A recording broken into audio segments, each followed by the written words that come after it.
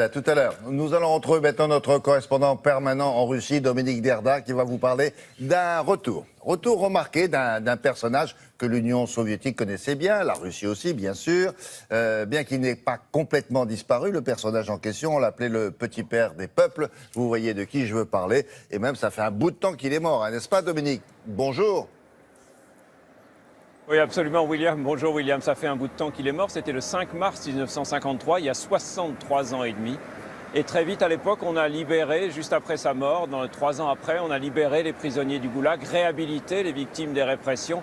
L'Union soviétique avait hâte de tourner la page du stalinisme. Voilà où on en était depuis toutes ces années, mais c'était sans compter sur cette vague de patriotisme, de nationalisme qui a submergé la Russie depuis l'arrivée au pouvoir de Vladimir Poutine et qui a culminé l'an dernier avec les commémorations des 70 ans de la victoire sur l'Allemagne nazie. Depuis, eh bien, on a vu apparaître dans plusieurs villes de Russie des monuments à la gloire de Staline. Le dernier, c'était il y a une quinzaine de jours à peine dans la ville de Surgout, dans l'ouest de la Sibérie, comme vous allez le voir dans ce reportage réalisé avec Patrice Hacheret et Tania Tarasenkova. La scène se déroule dans la ville de Surgout, en Sibérie occidentale. Sur la promenade au bord du fleuve, on inaugure un monument à la gloire d'un homme pour le moins controversé, Joseph Staline. C'est une association locale qui a réuni les fonds, un peu plus de 2000 €, et érigé le monument sans se donner la peine de consulter ni la mairie, ni les autorités régionales. Nous le respectons en tant que chef.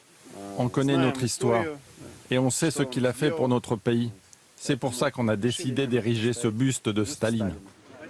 À Surgout, il n'y a pas que des nostalgiques du stalinisme, mais ceux qui défendent la mémoire des victimes de la terreur, eux, peinent à trouver les moyens de financer leur propre stèle.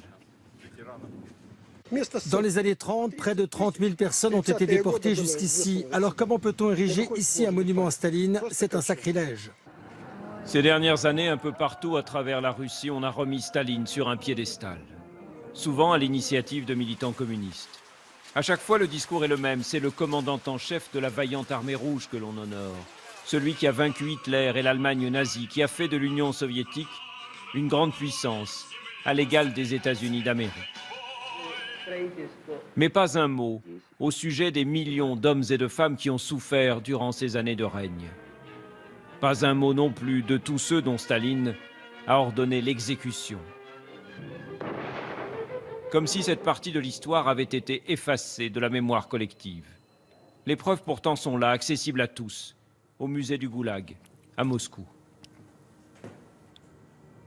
Nous avons eu accès à 383 listes sur lesquelles figurent les noms de pas moins de 44 000 personnes qui ont été fusillées à l'époque. Sur ces 383 listes, Staline en a signé de sa main 357, c'est-à-dire des dizaines de milliers de gens.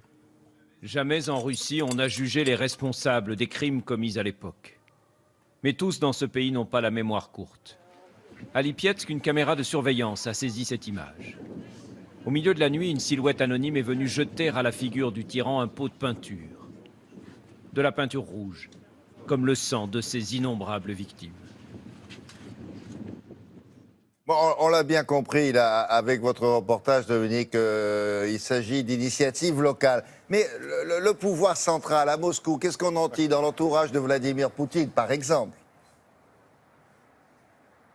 Eh bien, écoutez, William, comme souvent, en Russie et ailleurs, il y a les grands discours et puis il y a les faits. Il y a d'un côté Vladimir Poutine qui, sans aucune ambiguïté, a condamné les crimes du stalinisme. Cette façon de diriger le pays, dit-il, quel que soit l'objectif que l'on veut atteindre, est inadmissible. Ça, au moins, c'est clair. Mais d'un autre côté, eh bien, on ne fait rien, on laisse faire, on fait comme si de rien n'était. Sauf erreur de ma part, William, eh bien, aucun des monuments qui a été érigé à Staline au cours des années passées, aucun jusqu'à présent, n'a encore été démonté. Le véritable test, ça sera l'année prochaine, le 100e anniversaire de la Révolution d'octobre. Et on verra à cette occasion-là, à quelques mois à peine de l'élection présidentielle de 2018, on verra alors comment Vladimir Poutine entend commémorer l'événement. Très bien. Merci beaucoup, Dominique. À bientôt cette semaine.